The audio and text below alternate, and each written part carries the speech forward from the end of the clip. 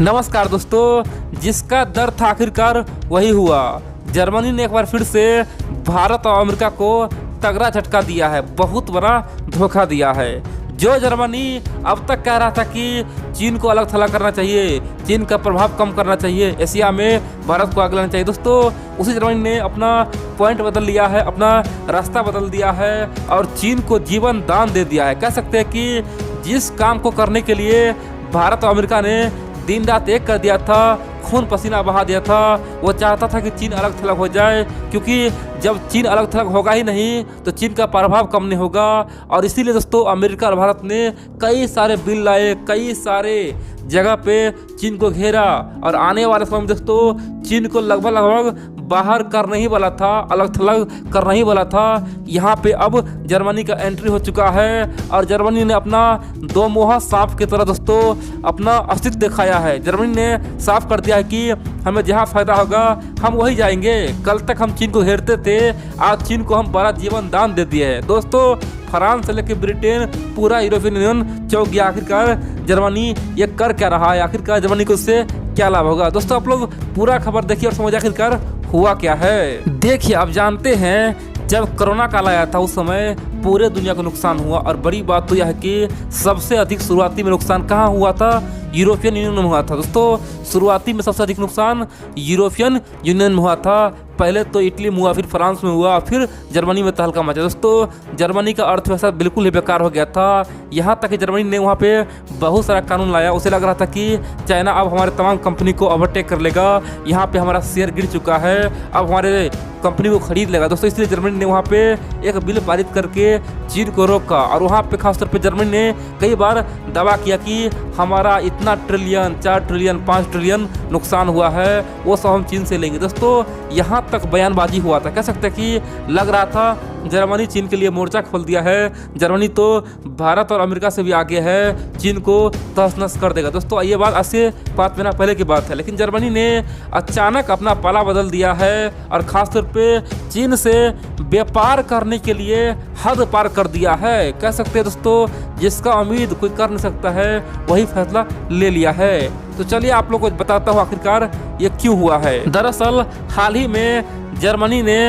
3 फैसला ऐसा लिया है ना जिससे पूरे दुनिया में हड़कंप मचा हुआ है, पूरे यूरोपियन यूनियन में हड़कंप मचा हुआ है। दोस्तों पहला फैसला तो यह है, अमेरिका जर्मनी को कई बार समझाया, अमेरिका अपने तमाम सहयोगी देश को समझाया कि आप चीन से हुआवे कंपनी से 5G न खरीदे, क्योंकि यह जासूस करता है और चीन सरकार को देता है। और बड़ी बात तो यह है कि अमेरिका के तमाम सहयोगी ये बात को माना, यहाँ तक कि भारत भी माना और इसी कारण से आज तक भारत भी चीन से हुआवे कंपनी का 5G नहीं खरीदा। दोस्तों ऑस्ट्रेलिया माना, दुनिया के तमाम देश हुआवे को अपने देश से बाहर कर दिया। लेकिन यहाँ पे जर्मनी ने क्या किया, जर्मनी ने अपना रंग दिखाया और बड़ी बात तो यह है कि हुआवे को अपने देश में ला दिया। बोला कि हम तो हुआवे को ही लेंगे, 5G लेंगे, जिसे जो करना है करे, हमें हुआवे पसंद है। यानी कि दोस्तों पूरे यूरोपियन यूनियन में हड़कंप मच गया कि जर्मनी ये क्या कर रहा है। आप जानते हैं दोस्तों जर्मनी यूरोपियन यूनियन का बॉस है, कह सकते हैं कि सबसे अधिक पैसा वाला देश है। दोस्तों जर्मनी को पावर हाउस कहा जाता है, खासतौर पे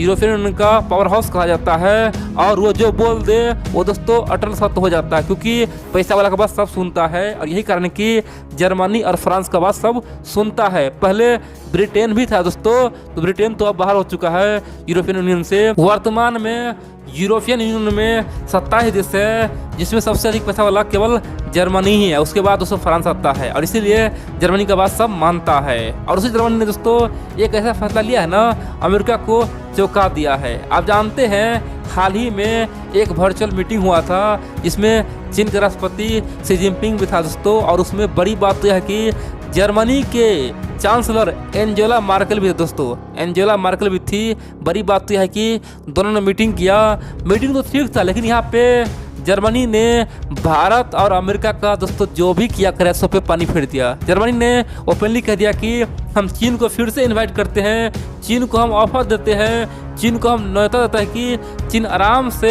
यूरोपियन यूनियन में आए, यानी कि EU में आए और कहीं भी निवेश करे, कहीं भी इन्वेस्ट करे, कोई दिक्कत नहीं है। चीन एक विश्वासी देश है, हमारा मित्र जैसा है, हम लोग चीन को बहुत प्यार करते हैं। इसीलिए चीन चाहे तो यूरोपियन यूनियन में कहीं भी निवेश कर सकता है। चीन को हम खुला ऑफर देते हैं। दोस्तों, इस बात को जर्मनी ने बार बार दोहराया और चीन को बार बार निवेश करने का न्योता दिया। और बड़ी बात तो यह है कि इस प्रस्ताव को 27 देश ने स्वीकार करा। दोस्तों, मजबूरी में सब स्वीकार किया। बोलेंगे आखिरकार जर्मनी जब बोल रहा था तो बाकी देश तो मना भी कर सकता था ना, फ्रांस मना करता, बाकी सब देश मना करता। दोस्तों, ऐसा बिल्कुल नहीं है। यूरोपियन यूनियन अपने आप में कहा जाता है कि बहुत शक्तिशाली होता है, यानी कि उसमें जो भी देश है सबको सबका बात मानना पड़ता है। और दोस्तों, जर्मनी जैसे बोल दिया और बाय द वे वहाँ पे फ्रांस खासतौर पे यहाँ विरोध करता, तो लोगों सबको लगता कि EU में एकता नहीं है, आपस में सब लड़ रहा है। इसीलिए मजबूरी में सब हाँ में हाँ मिलाया और एंजेला मार्केल के बाद दोस्तों सबने हाँ कहा और बोला कि ठीक है, चीन आ सकता है और यहाँ पे निवेश कर सकते हैं। अब आप पूछेंगे आखिरकार इससे भारत को क्या नुकसान होगा, अमेरिका को क्या नुकसान होगा।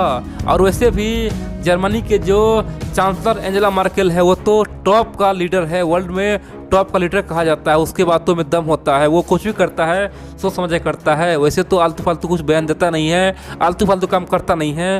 तो आखिरकार इसमें सोचने वाली बात क्या है, दिक्कत क्या है? देखिए दोस्तों, दिक्कत यह है कि धीरे धीरे EU खासतौर पर यूरोपियन यूनियन चीन से दूर हो रहा था। दोस्तों, आप देखेंगे तो EU के तमाम देश, यहाँ तक कि इटली कह सकते हैं कि चीन का सबसे प्रिय मित्र था, इटली भी चीन से बिल्कुल ही दूर हो गया था। दोस्तों, फ्रांस तो दूर था ही, कह सकते हैं कि पूरी तरह से बर्फ जम गया था। कह सकते हैं कि अगर ये सिलसिला चलता तो 2 साल में EU और चीन का रिश्ता बिल्कुल ही खत्म हो जाता और व्यापार बिल्कुल ही लगभग खत्म हो जाता। और दोस्तों, आप जानते हैं वर्तमान में चीन का सबसे बड़ा भागीदार कौन है? तो यूरोपियन यूनियन है, यानी कि 27 देश में चीन सबसे अधिक माल बेचता है, सबसे अधिक सामान बेचता है और खूब कमाता है। इसीलिए अमेरिका चाहता था कि सबसे पहले उसे EU से बाहर करे, यानी कि यूरोपियन यूनियन से चीन को बाहर करे, उसके बाद पूरी दुनिया से बाहर करेंगे। दोस्तों, अमेरिका जानता था कि बाय द वे अमेरिका से चीन को भगा देंगे, भारत से भगा देंगे, ऑस्ट्रेलिया से भगा देंगे, ब्रिटेन से भगा देंगे, लेकिन EU से भगाना जरूरी है। जब तक EU से नहीं भागेगा तब तक चीन कमज़ोर नहीं होगा।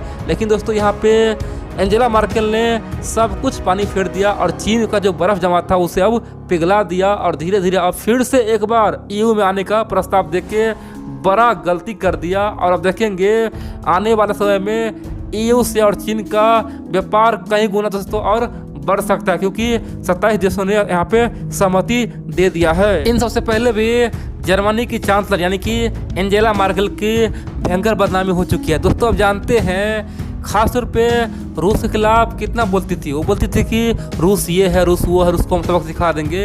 लेकिन दोस्तों, जैसे ही पुतिन ने ऑफर दिया तो तुरंत पुतिन के साथ मिलकर खासतौर पे रूस के साथ दोस्तों गैस पाइपलाइन पे डील कर लिया। यहाँ पे अमेरिका भी चौंक गया कि आखिरकार ये बोल क्या रही है, कर क्या रही है। दोस्तों, अमेरिका गुस्से में लाल हो गया था, जर्मनी को सबक सिखाने के बाद कह दिया था। इतना ही नहीं दोस्तों, एंजेला मार्केल खासतौर पे तुर्की का हर समय साथ दिया है। आप जानते हैं जब तुर्की रूस से S-400 मिसाइल खरीदा तो उस समय तमाम नेटो गुस्से में लाल हो गया। नेटो बोल रहा था कि तुर्की को बाहर करेंगे, तुर्की को सबक सिखाएंगे।